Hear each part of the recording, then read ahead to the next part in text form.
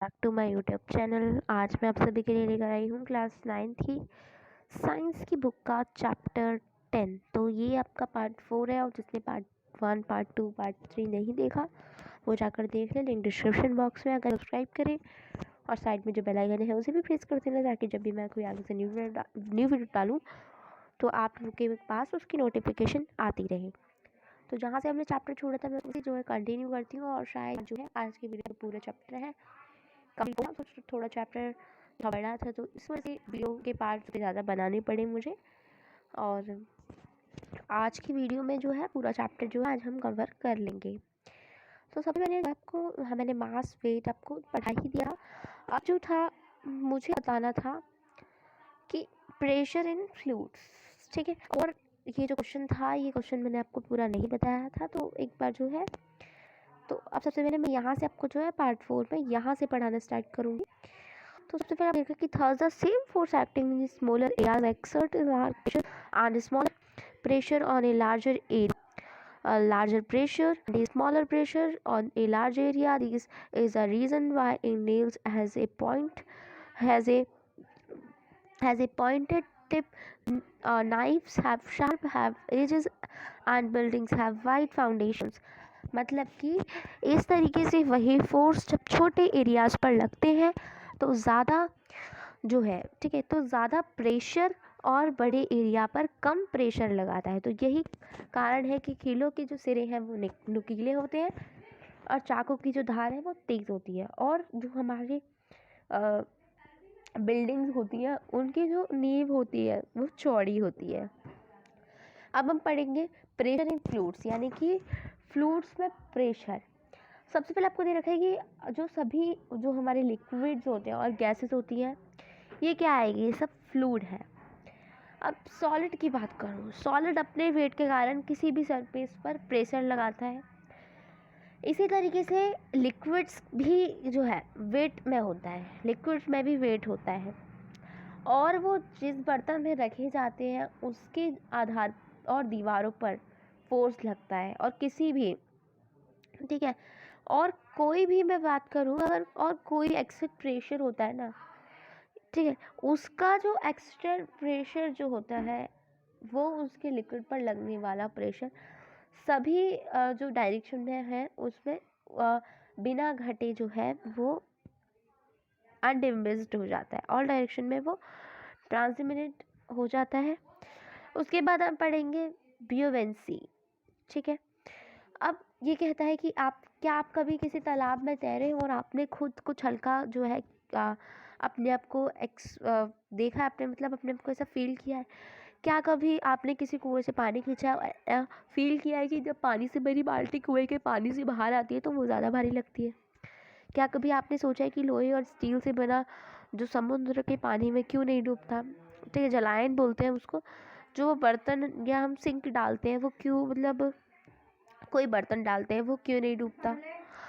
तो लेकिन उतना ही मात्रा का लोहा वो स्टील अगर चादर के रूप में हो तो वो डूब जाएगा। तो इन सभी क्वेश्चन के उत्तर जानने के लिए हम जो है यूएनसी का मतलब समझेंगे, उसके बारे में जानना ज़रूरी है। तो आइए एक्टिविटी करते हैं। तो आपकी एक्टिविटी है 10.4। आपको क्या करना है, एक प्लास्टिक की खाली बोतल लो, बोतल के मुंह को एक जो एयर टाइट होता है ना उससे बंद कर दो, ठीक है। इसे एक पानी से भरी बाल्टी में रखो, आप देखेंगे कि बोतल जो है वो तैरती है। उसके बाद बोतल को पानी में धकेंगे, आप ऊपर की ओर एक धक्का महसूस करते हो और इसे क्या करना है आपको, इसे और ज़्यादा नीचे धकेलने की कोशिश कीजिए। आप इसे और ज़्यादा गहराई में धकेलने में जो है बहुत ज़्यादा कठिनाई को फील करेंगे। तो ये दिखाता है कि पानी की बोतल है वो पानी की बोतल पर ऊपर की डायरेक्शन में एक फोर्स लगता है। जैसे जैसे बोतल को पानी में धकेलते जाते हैं और पानी द्वारा ऊपर की ओर लगाया गया जो फोर्स है वो बढ़ता जाता है जब तक कि बोतल पानी में पूरी तरह ना डूब जाए। तो अब आपको क्या करना है, आप बोतल को छोड़ दीजिए और ये उछलकर जो अपनी सरफेस पर वापस आती है। तो क्या जो अर्थ का जो ग्रेविटेशनल फोर्स है वो इस बोतल पर काम करता है? अगर ऐसा है तो बोतल छोड़ देने पर पानी में डूबी हुई क्यों नहीं रहती, जो बोतल है वो पानी में डूबी क्यों नहीं रहती। तो आप बोतल को पानी में कैसे डुबो सकते हैं, तो ये आपकी एक्टिविटी थी। अब आपको दिया गया है कि अर्थ का जो ग्रेविटेशनल फोर्स है वो बोतल पर नीचे की दिशा में लगता है। तो इसका कारण ये है कि बोतल नीचे की दिशा में खिंचती है, लेकिन पानी बोतल पर ऊपर की ओर जो है फोर्स लगाता है और बोतल ऊपर की दिशा में धकेली जाती है। तो हम पढ़ चुके हैं कि किसी भी ऑब्जेक्ट का भार अर्थ की ग्रेविटेशनल फोर्स के बराबर है। जब बोतल डुबोई जाती है तो बोतल पर पानी द्वारा लगने वाला जो ऊपर की डायरेक्शन में फोर्स इसके भार से, इसके वेट से ज़्यादा है, तो इसलिए छोड़ने पर ये ऊपर उठती है। ऐसा होता है। तो आप एक्टिविटी करके देख भी सकते हैं। तो बोतल को पूरी तरह डुबोई रखने के लिए पानी के द्वारा बोतल पर ऊपर की ओर लगने वाला जो फोर्स है उसको आपको संतुलित करना पड़ेगा। इसे नीचे की डायरेक्शन में लगने एक बाहरी जो बाहर का इंटरनल फोर्स होता है उसको लगाकर आप क्या कर सकते हैं, उसको ऑब्टेन किया जा सकता है। और ये फोर्स कम से कम ऊपर की ओर लगने वाले फोर्स और बोतल के वेट के अंतर के बराबर होना चाहिए। अब बोतल पर पानी द्वारा ऊपर की ओर लगने वाला जो फोर्स होता है ना, ठीक है, जो बोतल के ऊपर लगने वाला जो फोर्स होता है, हम उस फोर्स को पता है क्या कहते हैं, उस फोर्स को हम कहेंगे, तो वो मैं आपको भी बताती हूँ। तो वो वाला जो फोर्स है उस फोर्स को ही हम अपथ्रस्ट फोर्स कहते हैं, ठीक है। अपथ्रस्ट या फिर आप उसको बर्न भी कह सकते हैं, ठीक है। तो वास्तव में किसी भी लिक्विड में डुबोने पर सभी ऑब्जेक्ट पर एक जो है अपथ्रस्ट फोर्स लगता है और अपथ्रस्ट फोर्स का जो रिजल्ट है वो है लिक्विड के वॉल्यूम पर निर्भर, ठीक है। लिक्विड का जो वॉल्यूम होता है उस पर निर्भर होता है वो। अब यहाँ पे आपको दिया गया है एक कि वाई ऑब्जेक्ट फ्लोट और sink when placed on the surface of, यानी कि पानी के सरफेस पर रखने पर जो ऑब्जेक्ट है वो तैरती है या डूबती क्यों है, ये आपको दिया गया है। तो इस क्वेश्चन का आंसर जो है वो हमें प्राप्त करने के लिए आएगी एक एक्टिविटी फिर से करनी पड़ेगी। एक्टिविटी 10.5, एक बीकर लो, पानी से भरा एक बीकर लीजिए, एक लोहे की कील लीजिए और इसे पानी की सरफेस पर रखिए। तो देखो क्या होता है। ये कहता है कि कील डूब जाती है। कील पर लगने वाला जो अर्थ का जो ग्रेविटेशनल फोर्स है वो इसे नीचे की ओर खींचता है। पानी कील का अपथ्रस्ट फोर्स लगाती है जो इसे ऊपर की डायरेक्शन में धकेलता है, लेकिन कील पर नीचे की ओर लगने वाला फोर्स कील पर पानी द्वारा लगाए गए अपथ्रस्ट फोर्स से ज़्यादा है, तो इसलिए ये डूब जाती है, ठीक है। उसके बाद एक एक्टिविटी और दी गई है 10.6 कि एक पानी से भरा बीकर लो, एक कील और जो उसके इक्वल मास का ही एक कॉर्क का टुकड़ा लो और इन्हें पानी के सरफेस पर रखो। तो देखो क्या होता है, यानी कि कॉर्क तैरता है, ठीक है, जबकि जो कील है कील डूब जाती है। तो ऐसा उसके जो है वॉल्यूम के कारण होता है। ऐसा क्यों होता है, उसकी डेंसिटी के कारण होते हैं। तो डेंसिटी जो होती है इस किसी भी मैटर का, कोई भी सब्सटेंस है उसका जो मास है, ठीक है, उसकी जो डेंसिटी है, डेंसिटी उसके जो आयतन होता है, जो उसका बोल सकते हैं उसका कि उसका जो पर यूनिट होता है ना, पर यूनिट, ठीक है, पर यूनिट वॉल्यूम होता है ना, उसके मास को कहते हैं। तो कॉर्क का जो वॉल्यूम है वो पानी के वॉल्यूम से कम है और इसका कॉर्क पानी का थ्रस्ट फोर्स कॉर्क के बाहर से ज़्यादा है, कॉर्क के वेट से ज़्यादा है, इसलिए ये क्या करता है, तैरता है। उसके बाद लोहे की कील का जो वॉल्यूम है वो पानी के वॉल्यूम से ज़्यादा है, तो उसका मतलब है कि लोहे की कील पर पानी का अपथ्रस्ट फोर्स लोहे की कील के वेट से कम है, इसलिए डूब जाती है। तो इस तरीके से लिक्विड के, ठीक है, लिक्विड के वॉल्यूम से कम वॉल्यूम की जो ऑब्जेक्ट है वो जो है लिक्विड में तैरती है और लिक्विड के वॉल्यूम से ज़्यादा वॉल्यूम की ऑब्जेक्ट जो है वो लिक्विड में डूब जाते हैं, ठीक है। तो जैसे हम पत्थर फेंकते हैं तो पत्थर भी पानी में क्या हो जाता है, डूब जाता है। तो यहाँ पे आपको दिया गया। उसके बाद ये रखे कि आर्किमिडीज का जो प्रिंसिपल था वो आपको दिया गया। फिर ये दिया गया है एक पत्थर का टुकड़ा लो और इसे क्या करना है, इस एक कमानीदार तुला, जो होता है कमानीदार तुला बोलते हैं, रबर स्ट्रिंग या स्प्रिंग होती है, स्प्रिंग होती है, उसको एक डोरी के सिरे से बांध दिए। अब जो आपका स्ट्रिंग होती है ना, स्ट्रिंग स्ट्रिंग जो होती है या डोरी को पकड़कर हाथ से उसको लटकाइए, जैसे कि आपको फिगर से 10.6 में दिखाया गया है। और पत्थर के वेट के कारण जो रबड़ की जो डोरी है वो लंबाई में बढ़ेगी या कम होगी, या स्ट्रिंग का, ये सब आपको नोट करना है। उसके बाद आप पत्थर को एक बर्तन में रखो और पानी में धीरे से डुबोइए, जैसे कि आपको 10.6 फिगर में दिखाया गया है। और जो आपको क्या करना है, धीरे से, मतलब जो इसका रिजल्ट है उसको नोट करो कि डोरी की लंबाई में क्या हुआ, उसके क्या जो वेट था उसमें कोई चेंज हुआ, तो ये आपको यहाँ पे बताना है। ठीक है, ये रहा। उसके बाद यहाँ आपको दिया गया है कि तो अब आप देखेंगे कि जैसे ही पत्थर को धीरे धीरे पानी में नीचे ले जाते हैं तो डोरी की लंबाई में, या जो डोरी की जो लंबाई है ना, या फिर हम बोल सकते हैं जो इसका डोरी है, स्ट्रिंग है, उसके जो बैलेंस था उसमें डिक्रीज होता है। ठीक है, कमी आती है। और जब पत्थर पानी में पूरी तरह डूब जाते हैं तो उसके बाद कोई चेंजेस नहीं दिखाई देते।